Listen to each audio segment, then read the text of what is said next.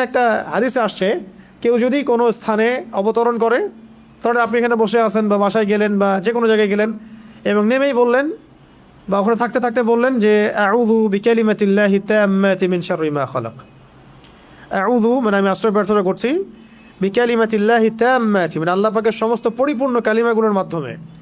আল্লাহ পাকের যত পরিপূর্ণ কালিমাগুলো আছে, বাক্যগুলো আছে, এগুলোর সংখ্যা কত হবে আমরা তো জানি না, ইনফিনিটিভ। কত কালিমা আল্লাহ পাকের আছে না, আমরা তো জানিও না, জানি অল্প কিছু।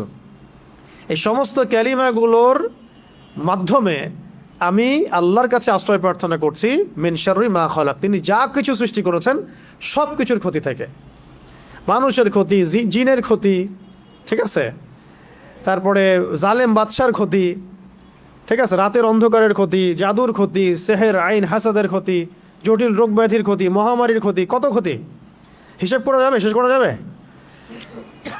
যত রকম ক্ষতি আছে সমস্ত ক্ষতি থেকে আমি আল্লাহর কাছে আশ্রয় প্রার্থনা করছি। এটা যদি কেউ পড়ে, কোনো জায়গায় পড়ে, রাসূল সাল্লাল্লাহু আলাইহি ওয়াসাল্লাম বলছেন ওখান থেকে যাওয়ার আগ পর্যন্ত কোনো কিছু তাকে কোনো ক্ষতি করতে পারবে না ইনশাআল্লাহ। আকস্মিক তার কোনো বিপদ আপদ হবে না ইনশাআল্লাহ।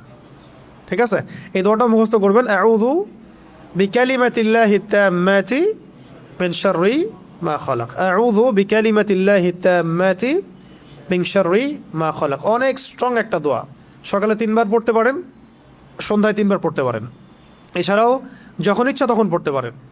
অনেকে বাচ্চাদের ব্যাপারে আমাদের কাছে বলেন দোয়া করেন হুজুর, ঝাড়ফুঁক দেন, ঠিক আছে, আপনি নিজেই করবেন। আউযু বিকালিমাতিল্লাহি তাম্মাতি না বলে বলবেন উঈযুকা।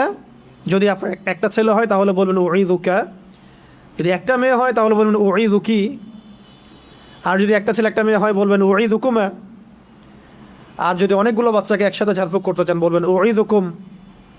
4টা ক্ষেত্র বললাম, ঠিক আছে। একটা ছেলে হলে কি বলবেন উঈযুকা বিকালিমাতিল্লাহি তাম্মাতি মিন শাররি মা খালাক, দিয়ে ফু দিয়ে দিবেন।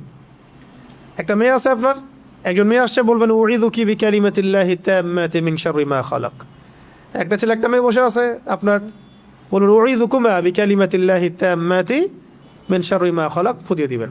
ইমাম হাসান এবং হুসাইন রাদিয়াল্লাহু আনহুমা তারা নবী সাল্লাল্লাহু আলাইহি ওয়াসাল্লামের কাছে আসতেন, খেলাধুলা করতেন, ঘাড়ে উঠতেন, পায়ে বসতেন, কোলে বসতেন, তিনি আদর করে বলতেন উঈযুকুমা বিকালিমাতিল্লাহি তাম্মাতি মিন শাররি মা খালাক, ফু দিয়ে দিতেন।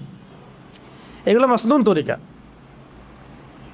এগুলো করলে বাচ্চা দেখবেন যে ভালো আছে, সুস্থ আছে, ভালো আছে, নিরাপদে আছে, আল্লাহ পাক ফেরেশতা দিয়ে হেফাজত করাবেন ইনশাআল্লাহ। ঠিক আছে, এখন এটা একটা, আরও দোয়া আছে, অনেক দোয়া আছে, ওইগুলো এক বৈঠকে বললে মনে রাখতে পারবেন না। এই যে একটা কিতাব আছে হিসনুল মুসলিম, এটা বাসায় রাখতে পারেন, আর একটা আছে হিসনে হাসিন, এটাও সুন্দর, মাশাআল্লাহ, চমৎকার, এটা রাখতে পারেন। এগুলোর মধ্য দিয়ে এগুলো শিখতে পারবেন ইনশাআল্লাহ।